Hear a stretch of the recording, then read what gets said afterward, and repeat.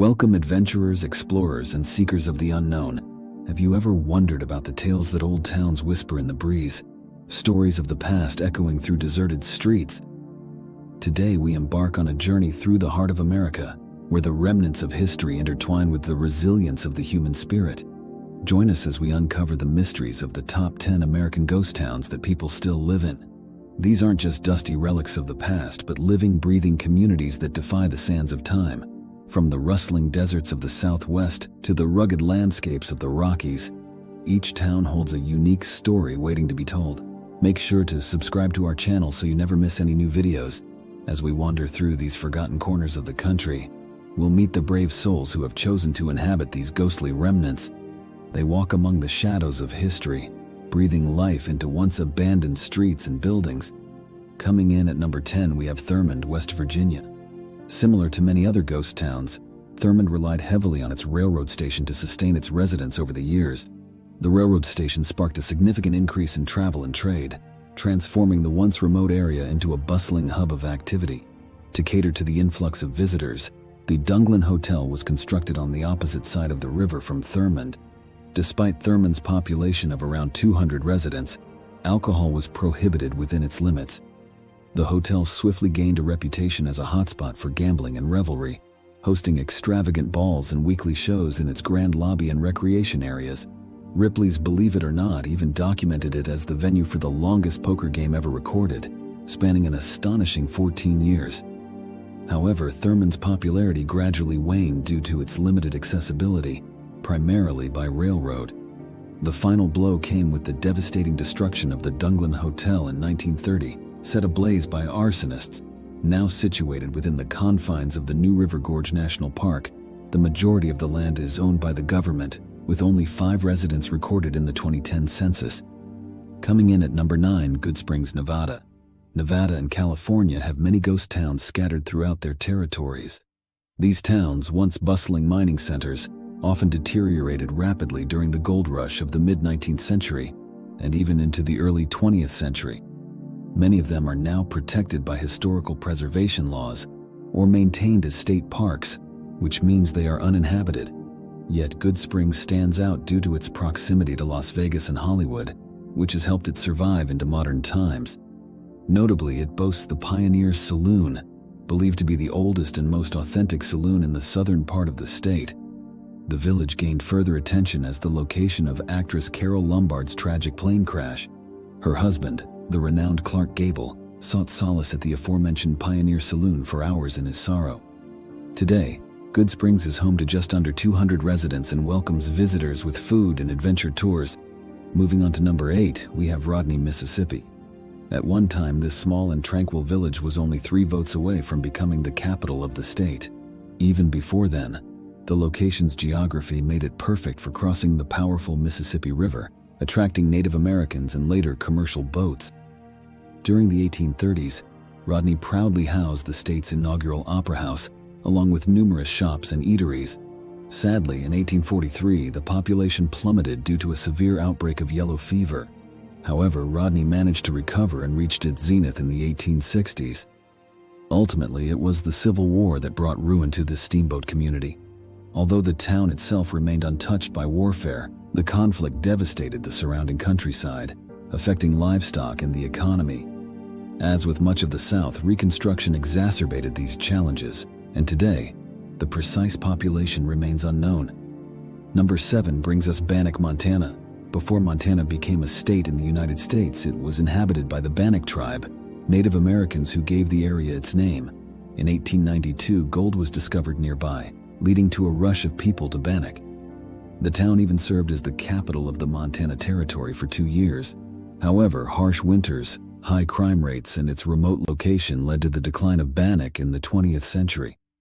Despite this, there are still 12 residents living there today.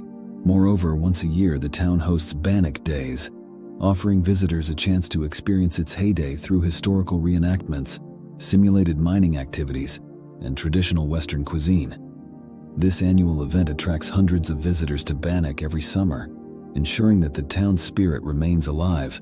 Coming in at number 6, Jerome, Arizona.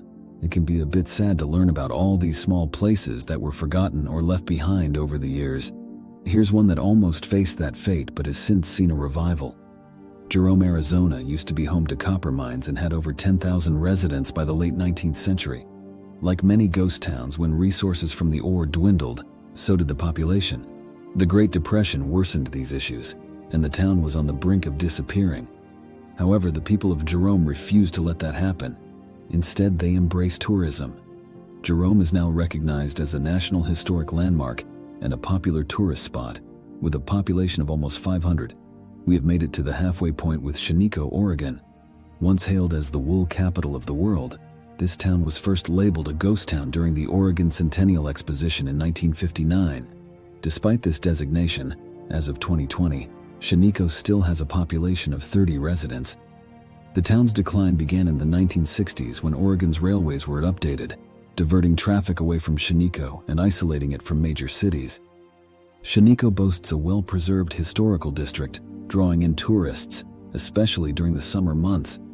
Visitors flock to explore this nearly authentic ghost town, where the municipality's small museum, general store, and other historical relics are open for exploration.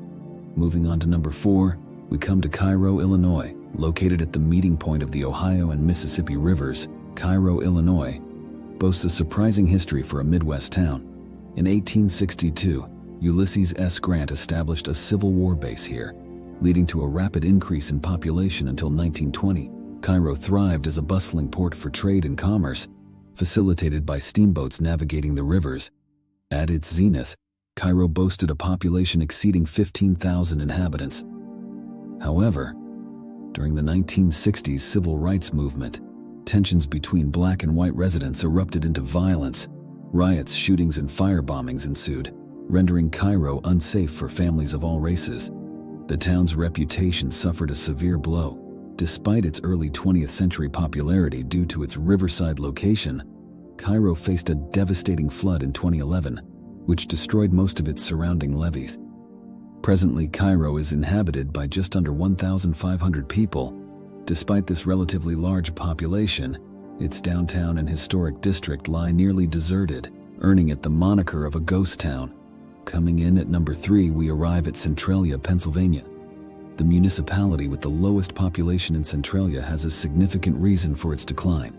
Prolonged stays pose serious health risks. In 1961, a fire ignited in a nearby landfill, spreading to the coal mines below.